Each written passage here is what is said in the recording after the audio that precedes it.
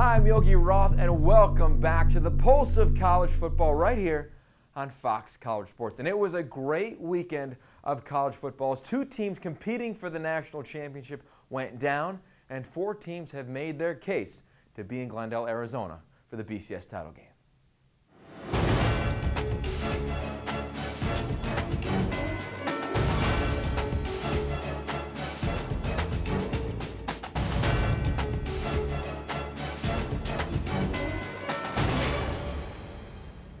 The drama started in Salt Lake City with the Utah Utes hosting TCU, and it was a game expected to go back and forth all afternoon long, but it was simply dominated by TCU behind their quarterback, Andy Dalton. He threw 3 touchdown passes and launched his name into Heisman consideration.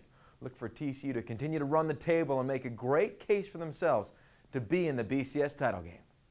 Also, Alabama, who was supposed to make the big argument saying we're the one-loss team expected to go to the national championship, went down to LSU in Death Valley behind LSU's tricky offense on a 4th-and-1 play that will go down as one of the most exciting plays in this season. And now, well, LSU, they begin to make their argument for belonging in the national championship game with one loss.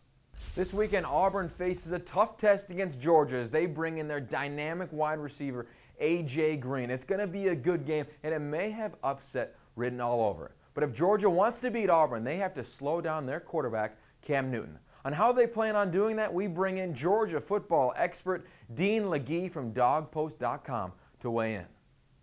How do you stop Cam Newton? That's a good question. Nobody really has figured that out yet so far this season. What Georgia will try to do is apply pressure. They know that he's the top rusher in the SEC, even though he's the quarterback. And Georgia's done well against the run game this year. They're the second best team in the conference behind South Carolina in stopping the run. The problem is, last year and the last few years against Tim Tebow, they really weren't that great at stopping him when they had to. And Georgia players and coaches have compared Cam Newton to Vince Young, Michael Vick, and Tim Tebow. So he's all a little bit of that and run, and wrapped up into one. I expect Georgia to pressure Newton as much as they can. Also this weekend, there's a great rivalry in college football in the Big Ten that's going to be played out. Penn State, Ohio State. Ohio State has one loss, and Penn State, well, they're riding all that momentum they got last week after getting Coach Joe Paterno's 400th victory. But if they want to win, they're going to have to slow down Terrell Pryor. And how they plan on doing that, we bring in our Penn State expert, Mark Brennan from FightOnState.com. Thanks. We're here at Beaver Stadium where a few days ago Joe Paterno won career game number 400. That's quite a milestone, but the Nittany Lions don't have much time to celebrate as now they have to turn their attention to Terrell Pryor and the Ohio State Buckeyes.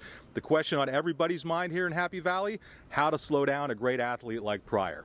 The good news from Penn State's perspective is it's coming off wins over Michigan and Northwestern, two teams that both feature multi-threat quarterbacks who, statistically speaking, are actually better than Pryor. The bad news is that both of those quarterbacks both went off for huge yardage against the Nittany Lions, and in the case of Denard Robinson, he had more than $180 passing and more than $180 rushing. How to go about stopping Terrell Pryor? I think one of the real keys is going to be to limit what he does rushing. Do not allow him to get over 100 yards the way Dan Persa of Northwestern and Denard Robinson did. Thanks, guys. And a game that has everyone in the SEC talking is South Carolina heading down to Gainesville to play Florida.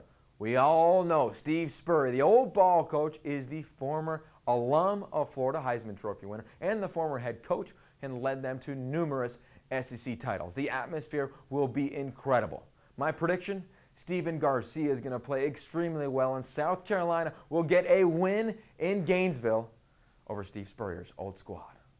How about the Big 12? It's a relative mess right now, top to bottom. Texas, they've been beaten by a lot of teams they traditionally handle and have a great test this weekend against Oklahoma State. Texas A&M, they've been up and down, and now behind their new quarterback, Ryan Tannehill, have a big matchup against Baylor and Robert Griffin. And of course, Colorado.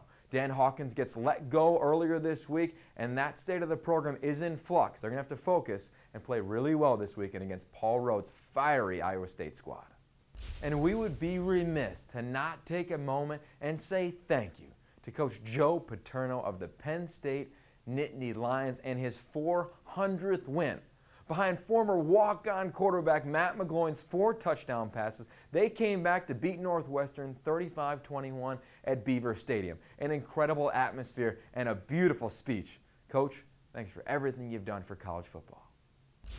Over the weekend, I'm going to try to make sense of the Big 12 Conference as we will be covering Iowa State at Colorado on Fox College Sports. But throughout it all, I want to know what you think as we are getting closer and closer to deciding who will be in New York City for the Heisman Trophy and who will be in Glendale, Arizona for the BCS Championship game.